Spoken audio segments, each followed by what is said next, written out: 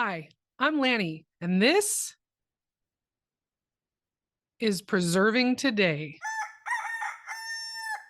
Welcome back to another episode of Preserving Today. Thanks so much for joining me. If you haven't subscribed to my channel yet, please do so and check back weekly for new videos. So today I want to talk about fermentation. Surprise. But I want to specifically talk about my top 5 recipes that I would recommend to beginner fermenters. Especially if you're scared, worried, I'm talking about recipes that are so easy you almost can't mess them up. Also, taking into account the length of time that things need to ferment and the amount of ingredients that you need for a given recipe. So number 1 on my list for things to try to ferment if you've never tried before is carrots. Carrots are so easy to ferment. They ferment very quickly in probably 3 to 7 days. All you need to do, cut some carrot sticks, put them in a jar, cover it with brine, weigh it down, put a loose fitting lid on, and keep your eye on it for a few days, checking periodically, and you'll have fermented carrot sticks in less than a week. After you're finished fermenting them, they're gonna taste good, they're gonna soften a little bit, but still have a crunch. You can move them to your refrigerator and use those in a couple of months. The second recipe I recommend, or right along the same lines, are dilly beans. These are basically pickled green beans. A lot of people are familiar with these using a vinegar recipe, but this is using fermentation. Same idea. Green beans, washed. Remove the string if you need to. Pack them in a jar. Add some pickling spice, some dill, and some garlic cloves. Cover them with that same brine. 1 teaspoon of salt to 1 cup of water. Put a weight on them to keep them submerged. Cover them with a loose fitting lids and keep them on your counter at room temperature for about 8 days. Taste them as you go. You want them to soften slightly, but not be soft. If they taste good, if they're tangy, if the flavor is good and the texture is good, finish them by moving them to your refrigerator and enjoy. These dilly beans have been in my refrigerator for almost 2 years. I didn't make dilly beans last growing season because I made so many the year before. I still had some left in the fridge and they're still good. Another one of my favorite ferments for beginners is salsa. And salsa is so good because most people are familiar with it. Most people like it. It ferments really quickly and it actually doesn't change the flavor of the salsa all that much.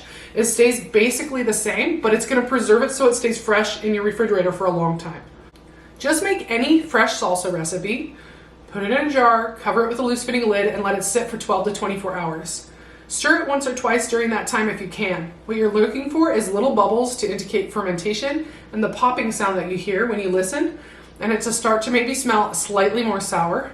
Over fermenting salsa because of the sugar in the tomatoes can cause it to turn into alcohol, and so you want to stop before that point. So really short fermentation, 12 to 48 hours max. This salsa I made in a recent video. It only took 24 hours, and you can watch that video by following the link in the description or here and learn my salsa recipe and how I did it, as well as watch its transformation as it ferments.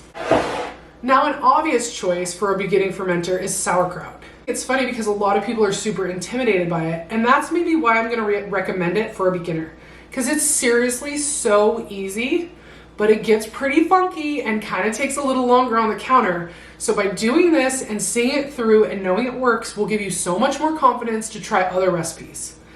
You can find my recipe to my home fermented sauerkraut here or in the description. And all it is 2 ingredients, salt and cabbage. Shred the cabbage, add the salt, massage it in, pack it in a jar, keep it under the brine that it creates, and leave it on your counter for 12 to 50 days. Again, if you watch my video, there'll be tons more description. I can walk you through that process so you can see how it goes. This sauerkraut I made over a year ago, and we're still enjoying it, getting to the bottom of the jar. It's still delicious. Okay, the last ferment that I want to talk about is applesauce. This one surprises a lot of people because I don't think very many people have heard of this or could think of this being a fermented food, but it's as easy as pureeing fresh apples, placing them in a jar with a pinch of salt, covering it with a loose fitting lid, are you seeing the pattern here? And letting it sit for 12 to 24 hours. It's basically the same process as the salsa, with the same concern of letting it going too long, it's going to become alcoholic. So you're waiting to see those bubbles, those tiny bubbles, and listen to that sound, and then it's ready to eat. This one won't actually stay fresh in the fridge as long as some of the other ferments because of the sugar in the applesauce. It'll continue to develop and become alcoholic and possibly even grow mold in the fridge.